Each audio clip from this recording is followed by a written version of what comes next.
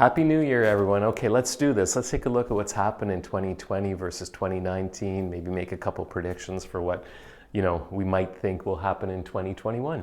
So what we have here is kind of a snapshot of the last 6 months, and of course we're looking at month over month. And of course December represents a lot fewer sales than any previous month, a 37% reduction in sales over November. Kind of irrelevant, it's December, it doesn't really matter. We have a corresponding reduction in inventory. This is just normal stuff, right? So what that means is we have no change in months of inventory. This is really the key indicator of where our market is going, is the months of inventory.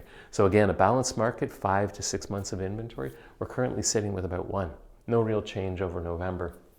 If that stays like that, you've basically got upwards pressure on price and you've got a lot of frustrated buyers in the marketplace. So here we are with basically a December versus December snapshot. Now you will notice that we had a huge increase in sales volume December over December. And that's all part of that kind of spring stall that we had with COVID, where things kind of took a little bit of a breather for a while and then came roaring back to life. So we're seeing a delayed spring market essentially, and that's flowing through with a 32% increase in sales December over December, a 46% decrease in the number of active listings. So what that means is last year in a very, very robust market, we had 2.5 months of standing inventory. Currently, we sit with 1. So crazy stuff.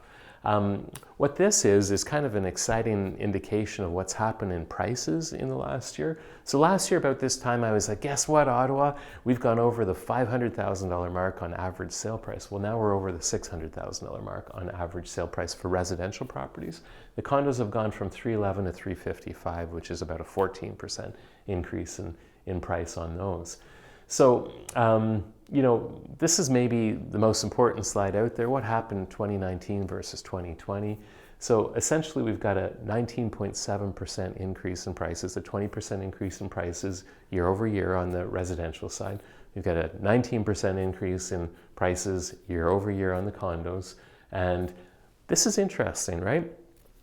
This has really not been an issue of sales volume. It's been a real story about inventory, because if you look at sales volume, we have a really slight increase over last year's sales.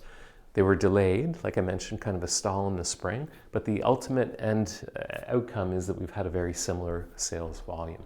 So, you know what, I mean, I'm not an oracle, but the powers that be suggest that we're going to continue having a very robust seller's market. That would seem to bear out in the months of inventory that are currently available. For this to become more of a normal market, we would need to dramatically increase the inventory. And in that absence, we'll continue to see price appreciation. We'll continue to see multiple offers, lots of bully offers. So here's my advice. My advice is that if you're a seller, you're really going to enjoy the process, but you've got to get with someone who's super talented and that can navigate this and maximize the outcome for you. There's lots of great agents in the city, so just make sure you're doing your due diligence. If you're a buyer, you need someone fully participating in your search, because things are moving very, very quickly and you need to know how to interpret the market to be successful in it. So there it is, guys. Let's see what the new year brings, but it's been a very exciting 2020. And COVID has not put downwards pressure on the market. I know it's affecting so many other industries, but real estate is hot to trot, and we continue to see indications that it's going to continue.